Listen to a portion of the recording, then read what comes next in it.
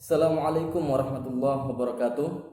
Teman-teman sekalian, para pecinta Al-Quran dimanapun Anda berada, Alhamdulillah kita kembali bertatap muka di video pembelajaran ilmu tajwid kita pada kali ini. Jadi pada seri kali ini saya hanya ingin menyampaikan beberapa hal yang terkadang kita lakukan dalam membaca Al-Quran, padahal itu adalah sesuatu yang keliru. Saya yakin hal-hal ini bukan berarti kita sengaja, ataupun saya yakin juga bukan berarti kita tidak tahu. Tapi saya lebih yakin mungkin ini terjadi karena ketidakhati-hatian kita dalam membaca Al-Quran, sehingga cenderung itu kita lakukan padahal sesuatu yang keliru, dan itu terus berlanjut setiap kita membaca Al-Quran. Nah, dalam video ini saya akan sampaikan 3 hal yang terkadang atau bahkan cenderung kita lakukan dalam membaca Al-Quran, padahal itu merupakan cara membaca yang keliru. Oke, baik teman-teman sekalian yang saya banggakan dan yang saya cintai, para pecinta Al-Quran dimanapun Anda berada. Yang pertama, terkadang kita membaca, ada yang kita baca huruf sukun, kemudian kita seakan-akan qalqalahkan, padahal huruf itu bukan huruf qalqalah. Nah, ini cenderung kita lakukan di dalam membaca Al-Quran. Sekali lagi saya ulang, bukan berarti itu merupakan kesengajaan kita atau karena ketidaktahuan kita, tapi saya yakin itu karena mungkin ketidakhati-hatian kita dalam membaca Al-Quran. Nah, yang pertama yang saya bilang tadi, terkadang ada huruf sukun kemudian kita baca qalqalah, padahal itu bukan huruf qalqalah. Misal di dalam surah Al-Fil, ya. Jadi ini ada juga beberapa yang biasa membaca keliru seperti itu. Misal di kata tadlil, ya.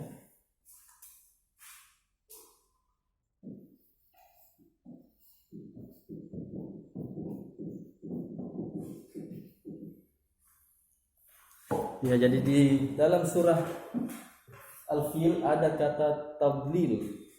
Terkadang biasa kita membaca qalqalah, padahal huruf do di situ bukan huruf dal.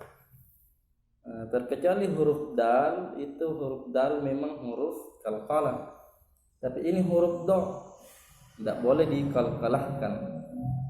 Misal sering kita baca alam yaj'al kaidahum fi tadlil. Ya, kita baca tadlil, padahal bukan huruf qalqalah, tapi kita kalkalahkan. Ini yang saya maksud, kecenderungan kita yang ternyata keliru. Alam yaj'al kaidahum fi tadlil, itu salah. Tapi seharusnya dibaca alam yaj'al kaidahum fi tadlil, jangan dikalkalahkan. Gitu ya.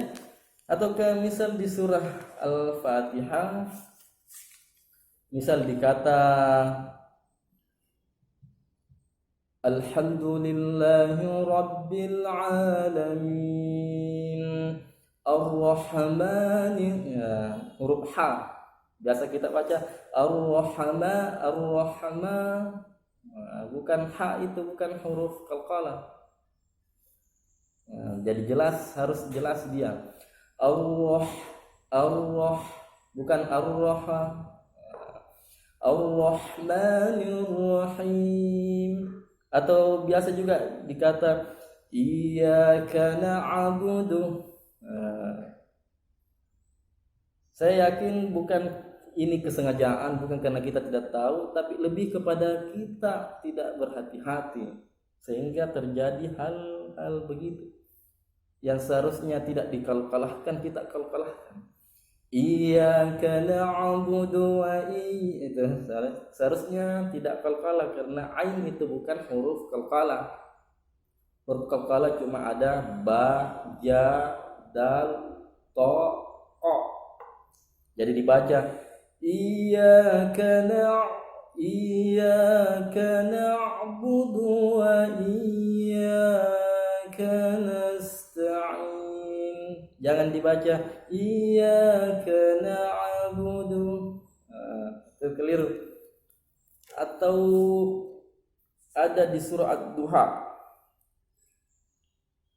ada kata fa'agna. Ini juga sering kita kalahkan huruf qa. Padahal huruf qa itu bukan huruf qalqalah, jadi tidak boleh dikalahkan. Namun kita juga terkadang baca seperti ini. Wa wajadaka 'ailan fa'agna. Bukan fa'agna, tapi fa'agna. Wa wajadaka 'ailan fa'agna. Itu keliru besar. Huruf qa bukan huruf qalqalah, jadi jangan dikalahkan. Atau di surah An-Nasr ya. Misal yadkhuluna fi dinillahi afwaja. Jangan dibaca afwaja. Fa bukan huruf qalqalah. Dia bukan huruf qalqalah ya, jadi jangan dibaca afwaja. Jadi harus dibaca yadkhuluna fi dinillahi afwaja. Jelas afwaja bukan afwaja. Itu ya. Itu kekeliruan pertama yang cenderung kita lakukan, mengkalahkan huruf sukun yang bukan huruf qalqalah. Itu yang pertama. Kemudian yang kedua, kalau ada ya sukun atau wa sukun kemudian didahului oleh huruf berfathah ya, didahului oleh huruf berharakat fathah, itu terkadang kita baca seakan-akan menyebut huruf e, padahal tidak seperti itu. Misal ada ya sukun ya atau wasukun, kemudian ada yang mendahului huruf berharakat fathah, didahului oleh huruf berharakat atas maksudnya. Kita lihat contoh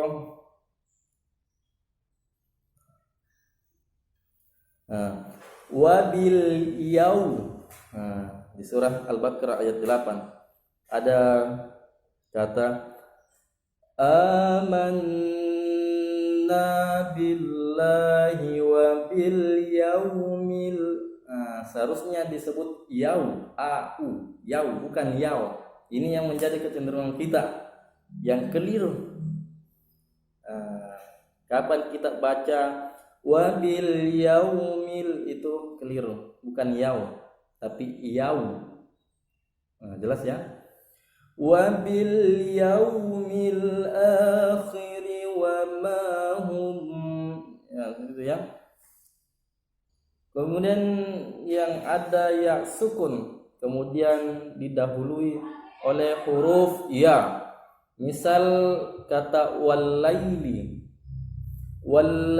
idza yaghsha. Jangan dibaca walaili. Ini yang terkadang menjadi kecenderungan kita. Ya sukun didahului oleh huruf fathah, huruf yang berbaris fathah, kemudian kita sebut ai, padahal yang benar adalah ai. Kalau huruf lam berharakat fathah kemudian setelahnya huruf ya berarti dibaca lai, bukan lai. Misal walaili fi yaumin bukan fi yaumin. Alaihim bukan alaihim. Misal di surah Al-Fatihah ada kata siratal ladzina an'amta alaihim. Alaihim bukan alaihim. Jangan kita baca Ingat, ini mungkin karena faktor ketidakhati-hatian kita sehingga kita baca Misal siratal ladzina an'amta alaihim. Bukan alaihim, itu salah. Tapi yang benar siratal ladzina an'amta alaihim. Itu ya.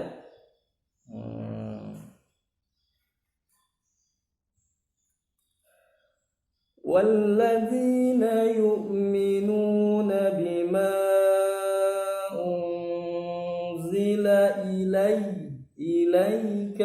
ilaika bukan ilai. Bima unzila ilaika itu salah. Tapi bima unzila ilaika itu baru jelas. Nah, itu kecenderungan yang kedua yang biasa kita lakukan dalam membaca Al-Quran.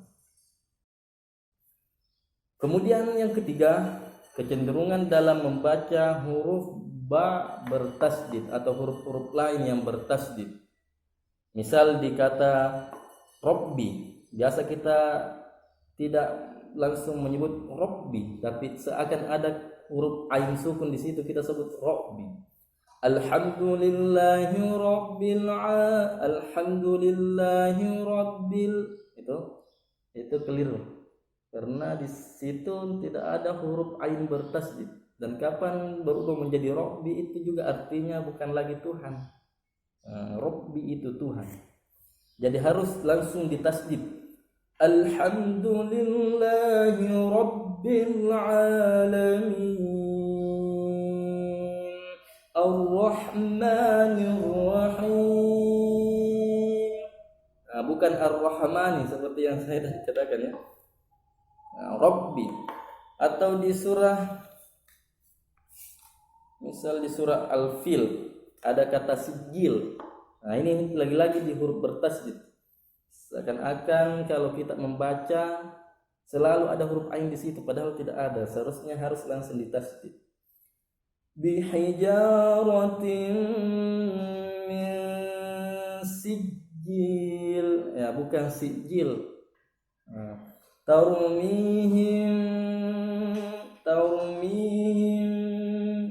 ya, tarmihim bihijaratin min sijil. Harus jelas tasdidnya. Jangan ditambah di situ seakan-akan kita tambahkan huruf ain sukun. Salah. Oke, baik teman-teman sekalian, itu yang 3 hal yang terkadang menjadi kecenderungan kita dalam membaca Al-Quran, padahal itu sesuatu yang keliru.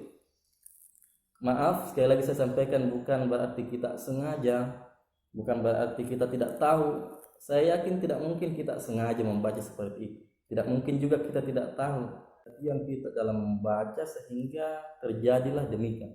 Oleh itu teman-teman sekalian, pesan saya dalam membaca Al-Quran tidak usah terburu-buru, tapi tetap berhati-hati. Perhatikan kaidah-kaidah tajwidnya, perhatikan makhrajnya. Insyaallah bacaan Al-Quran kita bisa fasih dan bagus. Oke, baik teman-teman sekalian, demikian untuk video kita kali ini.